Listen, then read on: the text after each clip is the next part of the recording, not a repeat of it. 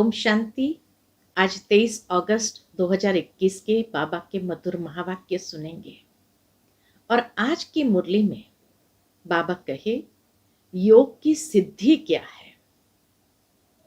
तो बाबा कहे योग की सिद्धि है संपूर्ण कर्मेंद्रिय जीत बनना, माया जीत बनना।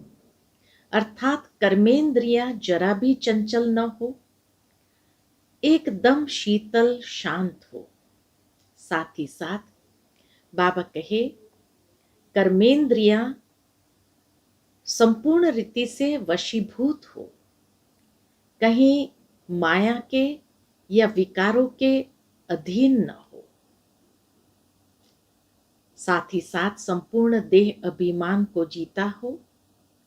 बाबा कहे तुम बच्चों का अब आपसी संबंध बहुत बहुत मीठा होना चाहिए। सबको सुख देना है, कभी किसी को दुख नहीं देना है। ये योग की सिद्धि है। इस सिद्धि को जीवन में अनुभव करना है। तो सुनते हैं बाबा के मधुर महावाक्य। ओम शांति। मीठे बच्चे, अपने आप से वायदा करो कि हमें बहुत बहुत मीठा बनना है। सबको सुख की, प्यार की दृष्टि से देखना है। किसी के नाम रूप में नहीं फंसना है। आज की मुरली से प्रश्न है, योग की सिद्धि क्या है? पक्के योगी की निशानी सुनाओ। उत्तर है, योग की सिद्धि क्या है? तो सब कर्मेंद्रियां बिल्कुल शांत शीतल हो जाए। यह है योग की सिद्धि। पक्के योगी बच्चे वह जिनकी कर्मेंद्रियां जरा भी चंचल न हो, रिंचक भी किसी देहधारी में आंख न डूबे। मीठे बच्चे, अब तुम जवान नहीं, तुम्हारी वानप्रस्थ अवस्था है। आज की मुरली के पहले गीत बजा है, जाग सजनिया जाग, अब नवयुग आया है। ओम शांति। मीठे मीठे रूहानी बच्चों ने गीत सुना। इसके अर्थ पर दिल में विचार सागर मंथन करना है और खुशी में आना है, क्योंकि यह है नई दुनिया के लिए नई बातें। यह नई बातें अभी सुननी है। बच्चे अब जानते हैं, नई दुनिया स्थापन करने वाला कोई मनुष्य नहीं हो सकता। तुम जब यह बातें सुनते हो तो समझते हो यह तो 5000 वर्ष पहले वाली पुरानी बातें हैं। जब बाबा की बातें सुनते हैं तो बाबा कहे अंदर में तुम समझते हो कि यह तो 5000 साल पहले वाली पुरानी बातें हैं, जो फिर नए सिर सुनाई जाती है। तो पुरानी सो नई, नई सो पुरानी हो जाती है। अभी तुम जानते हो 5000 वर्ष पहले वाली बातें। बाबा कहे अभी तुम जानते हो 5000 वर्ष पहले वाली वही बातें बाबा नई करके सुनाते हैं। बातें वही है, लेकिन क्योंकि ज्ञान प्रायलोप हो गया है तो बाबा नई करके सुनाते हैं। अर्थात हम बच्चों को हर बात नई लगती है, इसलिए सुनाते हैं। नई दुनिया का वर्षा पाने, इसमें ज्ञान डांस करना होता है। भक्ति में भी बहुत डांस करते हैं, चारों तरफ फेरे लगाते डांस करते हैं। ज्ञान का डांस तो बिल्कुल सहज है, इसमें कर्मेंद्रियां बहुत चलती है। भक्ति के डांस में तो बाबा कहे उसमें कर्मेंद्रियां बहुत चलती है, मेहनत करनी पड़ती है। और ज्ञान डांस में यह तो सिर्फ अंदर में ज्ञान डांस चलता है। सृष्टि चक्र कैसे फिरता है वह नॉलेज बुद्धि में है, इसमें कोई तकलीफ नहीं है।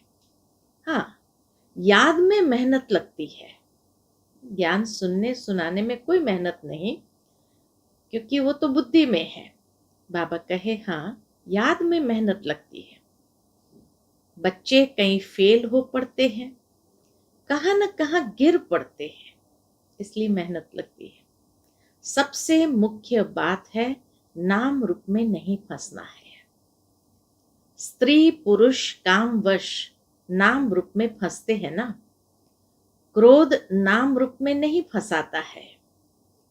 पहले पहले है यह जिसकी बड़ी संभाल करनी है, अर्थात आंखों की बड़ी संभाल करनी है। कोई के भी नाम रूप में नहीं फंसना है। अपने को आत्म समझना है। हम आत्मा अशरीरी आई थी, अब अशरीरी होकर जाना है। इस शरीर का भान तोड़ना है।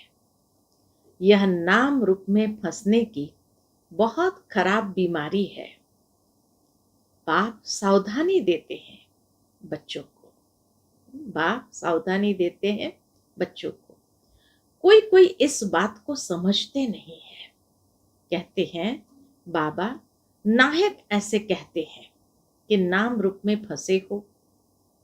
कई बार बाबा जैसे किसी को कह देते थे तो बच्चे कहते थे बाबा नाहक ऐसे कहते हैं कि नाम रूप में फंसे हो। परंतु ये गुप्त बीमारी है। इसलिए साजन सजनियों को अथवा बाप बच्चों को जगाते हैं, अर्थात जागृत करते हैं। बच्चे जागो, अब फिर से कलयुग के बाद सतयुग आना है। बाप ज्योति जगाने आते हैं। मनुष्य मरते हैं तो उनकी ज्योति जगाते हैं।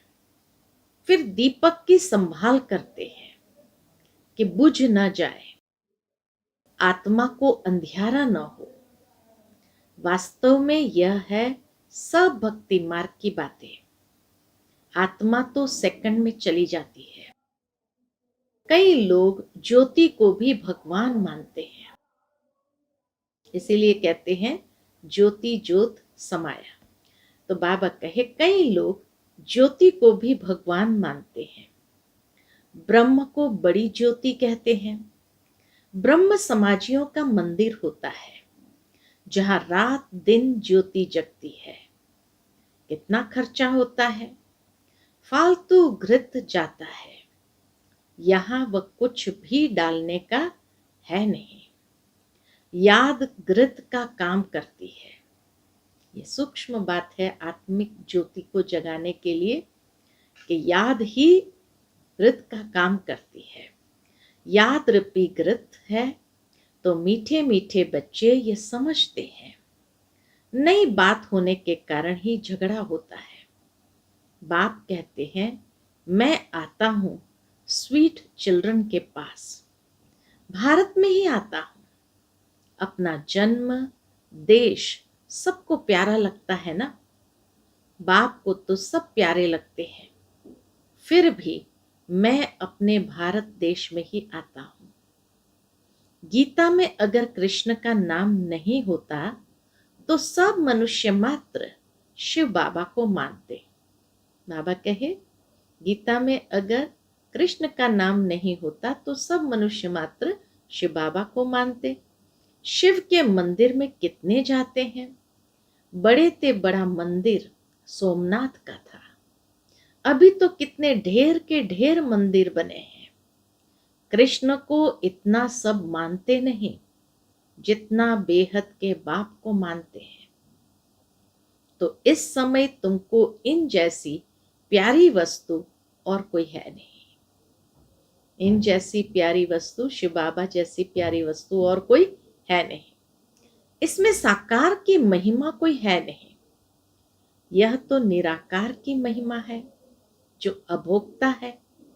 जबकि बेहद का बाप स्वर्ग का रचयिता है तो उससे स्वर्ग का वर्षा लेने का पुरुषार्थ करना चाहिए ना। आजकल करते करते काल खा जाएगा। समय बाकी थोड़ा है। बाप से वर्षा तो ले लो। जब प्रोब लिखते हैं तो उस समय समझाना भी है। बाबा कहे जब कोई भी बात का प्रूव लिखते हैं तो फिर उस समय समझाना भी है। जबकि निश्चय करते हो वह बेहद का बाप है तो बाप से वर्षा लेने का पुरुषार्थ करो, नहीं तो बाहर जाने से झट भूल जाएंगे। बाप तो कल्याणकारी है ना। कहते हैं इस योग से ही तुम्हारे सब दुख 21 जन्म के लिए दूर होने हैं।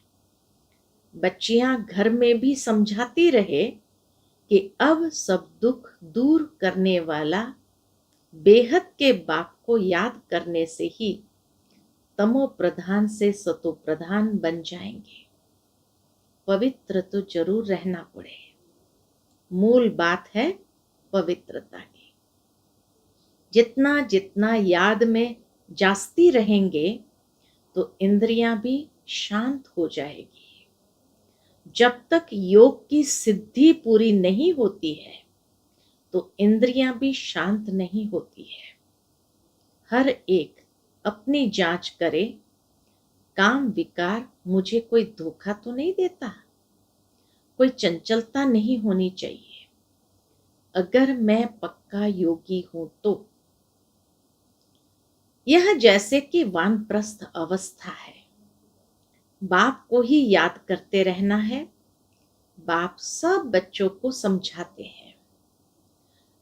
जब तुम अच्छे योगी बनेंगे, कहां भी आंख नहीं डूबेगी, तो फिर तुम्हारी इंद्रियां शांत हो जाएगी। मुख्य है यह जो सबको धोखा देती है। मुख्य है यह आंखें जो बाबा कहे सबको धोखा देती है। योग में अच्छी रीति अवस्था जम जाएगी तो फिर महसूस होगा, क्या महसूस होगा? हम जैसे जवानी में ही वानप्रस्थ अवस्था में आ गए हैं। बाप कहते हैं काम महाशत्रु है, तो अपनी जांच करते रहो। जितना याद में रहेंगे उतना कर्मेंद्रियां शांत हो जाएगी और बहुत मीठा स्वभाव बन जाएगा। साथ में बाबा कहे बहुत मीठा स्वभाव बन जाएगा। फील होगा मैं पहले कितना कड़वा था, अब कितना मीठा बन गया हूं। बाबा प्रेम का सागर है ना, तो बच्चों को भी बनना है। तो बाबा कहते हैं सबके साथ प्यार की दृष्टि रहे। अगर किसको दुख देंगे तो दुखी होकर मरेंगे, इसलिए बहुत मीठा बनना है। बाबा कहते हैं मैं रूप बसंत हूं ना। बाबा रूप बसंत है ना। बाबा से कितने अमूल्य ज्ञान रत्न मिलते हैं, जिससे तुम झोली भरते हो। वह लोग फिर शंकर के आगे जाकर कहते हैं भर दे झोली। उनको ये पता ही नहीं कि शंकर झोली भरने वाला नहीं है। विनाश करने वाला इंसान किस चीज से झोली भरेगा, सोचने की बात है। अगर शंकर द्वारा महाविनाश होता है, तीसरा नेत्र खुलने से तांडव होता है, तो बाबा कहे वो झोली कैसे भरेगा, सोचने की बात है। अभी तुम समझते हो ज्ञान सागर बाबा हम बच्चों की ज्ञान के रत्नों से झोली भरते हैं। तुम भी रूप बसंत हो। हर एक की आत्मा रूप बसंत है। अपने को देखते रहो हम कितना ज्ञान धारण कर और ज्ञान डांस करते हैं अथवा रत्नों का दान करते हैं। सबसे अच्छा रत्न है कौन सा? बाबा कहे सबसे अच्छा रत्न है मन मना भव। ये रत्न का दान करना है, अर्थात हर एक को याद दिलाते रहना है। बाप को याद करने से बाप का वर्षा पाते हो। जैसे बाबा में ज्ञान भरा हुआ है, वैसे बाप बैठ बच्चों को आप समान बनाते हैं। गुरु लोग भी आप समान बनाते हैं। यह है बेहद का बाप, जिसका रूप बिंदी है। तुम्हारा भी रूप बिंदी है। तुमको आप समान ज्ञान का सागर बनाते हैं। जितनी धारणा करेंगे, कराएंगे, वह समझे हमारा ऊंच पद है। बहुतों का कल्याणकारी बनेंगे तो बहुतों की आशीर्वाद मिलेगी। बाप भी रोज सर्विस करते हैं ना। यह गुलजार बच्ची, बाबा ने विशेष गुलजार दादी को याद किया है आज। तो बाबा कहे यह गुलजार बच्ची है, कितना मीठा समझाती है, सबको पसंद आता है। दिल होती है ऐसी ब्राह्मणी सबको मिले। बाबा कहे हर एक को भी ये दिल होती है ऐसी ब्राह्मणी हमको मिले।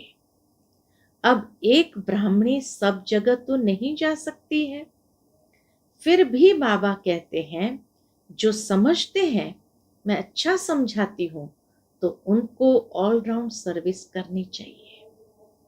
आप पे ही शौक होना चाहिए मैं सेंटर्स पर चक्कर लगाऊं। जो जो समझते हैं मैं बहुतों का कल्याण कर सकती हूं, मेरी अच्छी खुशबू निकलती है, तो शौक होना चाहिए। 10-15 दिन जाकर सेंटर से चक्कर लगा आओ। एक को देखकर फिर और भी सीखेंगे। जो करेगा सो पाएगा। यह सर्विस बहुत कल्याणकारी है। तुम मनुष्य को जीवदान देते हो, यह बड़ा उत्तम ते उत्तम काम है। धंधे वाले भी युक्ति से टाइम निकाल सर्विस पर जा सकते हैं। सर्विसेबल को तो बाप प्यार भी करेंगे, परवरिश भी करेंगे। सर्विसेबल बच्चों को तो बाबा कहे बाबा कितना प्यार भी करेंगे और परवरिश भी करेंगे। जिनको सर्विस का शौक होगा वह सर्विस बिगर रह नहीं सकेंगे। कितनी सुंदर बात बाबा ने कही, जिनको सर्विस का शौक होगा वह सर्विस बिगर रह नहीं सकेंगे। बाप मदद भी करते हैं ना, अंदर से खाली संकल्प होना चाहिए। बाबा की मदद आपे ही मिलती है। बच्चों को बहुत रहम दिल बनना है। बिचारों की बहुत दुखी जीवन है। तुम जीवदान देते हो, किसको अविनाशी ज्ञान रत्नों का दान करना, इन जैसा सर्वोत्तम ज्ञान दान कोई है नहीं। बहुत रहमदिल बनना है। ब्राह्मणी कमजोर होने के कारण सर्विस ढीली हो पड़ती है, इसलिए अच्छी टीचर की मांगनी करते हैं। जब भी विचार आए तो चले जाना चाहिए। बाबा कौन सा सेंटर ठंडा है, हम जाकर चक्कर लगा आए। बाबा को भी ऑफर करना चाहिए, बाबा कौन सा सेंटर ठंडा है, हम जाकर चक्कर लगा आए। प्रदर्शनी के चित्र भी है, चित्रों पर जास्ती अच्छी रीति समझेंगे। सभी मनुष्य भी चित्र देखेंगे तो अच्छी रीति समझेंगे। ख्याल चलाना चाहिए हम सर्विस कैसे बढ़ाएं। बाप भी सबका जीवन हीरे जैसा बनाते हैं। तुम बच्चों को भी सर्विस करनी है। वंदे मातरम गाया जाता है, परंतु अर्थ नहीं समझते हैं। पतित मनुष्य की अथवा पृथ्वी आदि की कभी वंदना नहीं की जाती। यह तो 5 तत्व है, उनकी क्या वंदना करेंगे। भावार्थ ये है, बाबा के उनके प्रति शुद्ध संकल्प, शुद्ध वाइब्रेशंस जरूर फैलाने हैं। बाकी वंदना तो एक परमात्मा की होती है। 5 तत्वों से बना हुआ शरीर है, तो शरीर की पूजा करना हो गई बुद्ध की पूजा। बाबा के शरीर की पूजा करना हो गई बुद्ध की पूजा। शिव बाबा को तो शरीर है नहीं, उनकी पूजा है सबसे उत्तम। बाकी है मध्यम, आजकल तो मनुष्य को भी पूछते रहते हैं, वह है पतित। महान आत्माएं तो देवताएं होते हैं, सन्यासियों से वह जास्ती पवित्र है। हाँ, आत्मा और शरीर दोनों ही पवित्र है देवताओं की। सन्यासियों का मन पवित्र रखते हैं, बाकी शरीर तो अनेक जन्मों से पुराना पतित तमो प्रधान प्रकृति का बना हुआ है। अभी तुम बच्चे जानते हो हम देवता बन रहे हैं। बाप हमको ये अविनाशी ज्ञान रत्न दान करना सिखलाते हैं। इन जैसा उच्च दान और कोई होता नहीं। एक बाप को ही याद करना है। शिव और लक्ष्मी नारायण के चित्र तो है, हर एक अपने घर में लगा दे तो याद रहेगा। शिव बाबा हमको ये लक्ष्मी नारायण बनाते हैं। इस समय तुम बन रहे हो। स्वर्ग का रचयिता है ही शिव बाबा। सतयुग में तो नहीं वर्षा देंगे, जो वर्षा देना है संगम पर देंगे। इस अंतिम जन्म में शिव बाबा कहते हैं मुझे याद करो तो तुम यह बनेंगे, और सब बातें छोड़कर बस सर्विस और सर्विस। बाप को याद करते हो, यह भी बड़ी सर्विस करते हो। तत्व आदि सब पावन बन जाते हैं। योग की महिमा बहुत भारी है। दुनिया में योग आश्रम तो बहुत है, परंतु वह सब है जिस्मानी हठ योग। तुम्हारा यह है राजयोग, जिससे तुम्हारा बेड़ा पार हो जाता है। उन अनेक प्रकार के हठयोग आदि से सीढ़ी उतरते आए हो। मूल बात है याद की। देखना है हमारा मन कहाँ विकार तरफ तो नहीं जाता है। विकारी को ही पतित कहा जाता है, अर्थात कौड़ी मिसल। विकार में गिरने से अपना ही नुकसान कर देंगे। जो करेगा सो पाएगा। बाप देखे व न देखे, अपने को चेक करना है। हम बाप की सर्विस करते हैं, हमारे में कोई अवगुण तो नहीं है। अगर है तो निकाल देना चाहिए। अपने से अवगुणों को निकालने के लिए बाप बहुत समझाते रहते हैं। निर्गुण का भी अर्थ कोई नहीं समझते। निर्गुण बालक की मंडली क्या कर सकेगी? जिसमें कोई गुण नहीं है, बिगर अर्थ जो आया सो कह देते हैं। अनेक मत है ना, तुमको एक मत मिलती है, जिससे तुमको तो अथाह खुशी होनी चाहिए। बाबा की एक मत से अथाह खुशी होनी चाहिए। बाप सिर्फ कहते हैं मुझे याद करो और कमल फूल समान बनो। मनसा वाचा कर्मणा पवित्र बनो। तुम बच्चे जानते हो हम ब्राह्मण श्रीमत पर अपने ही तन मन धन से अपनी और सारे विश्व की सेवा कर रहे हैं। बाप आएंगे तो भारत में ना, तुम पांडव भारत को स्वर्ग बनाने की सेवा कर रहे हो। तुम अपना काम करते हो, आखिर विजय तो पांडव की ही होनी है। इसमें लड़ाई की बात नहीं। तुम हो डबल नॉन वायलेंस। न विकार में जाते हो, न गोली चलाते हो। वायलेंस से कोई भी विश्व पर बादशाही पा नहीं सकते।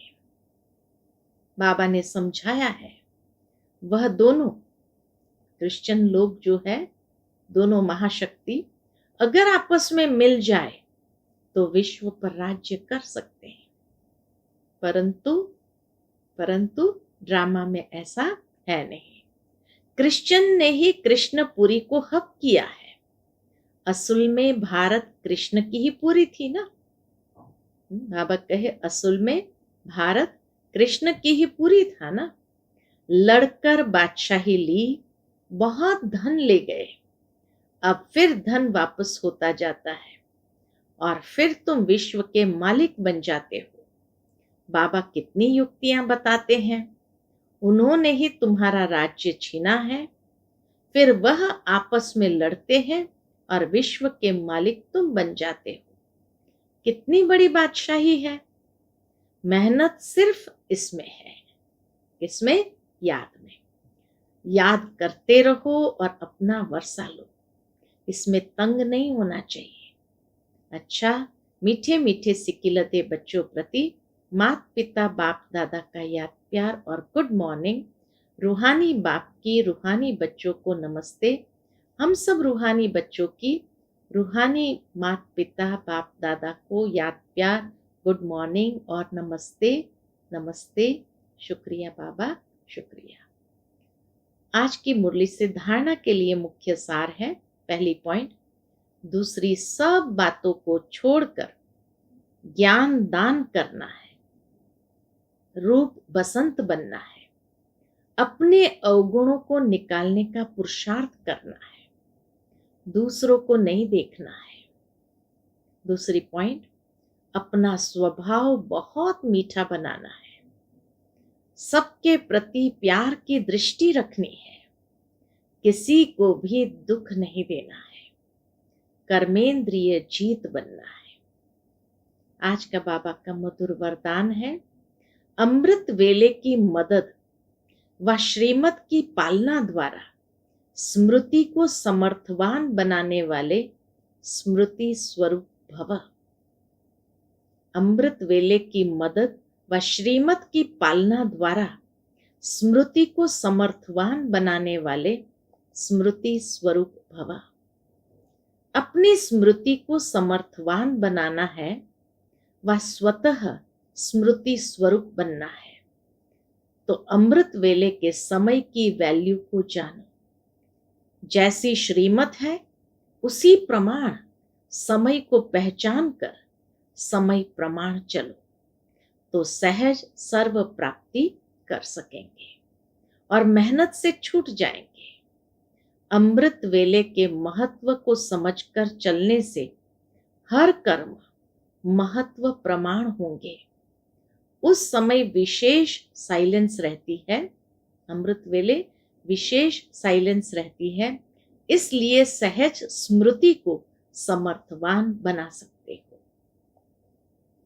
आज का स्लोगन है, याद और निस्वार्थ सेवा द्वारा माया जीत बनने वाले ही सदा विजयी है। याद और निस्वार्थ सेवा द्वारा माया जीत बनने वाले ही सदा विजयी है। अच्छा, ओम शांति।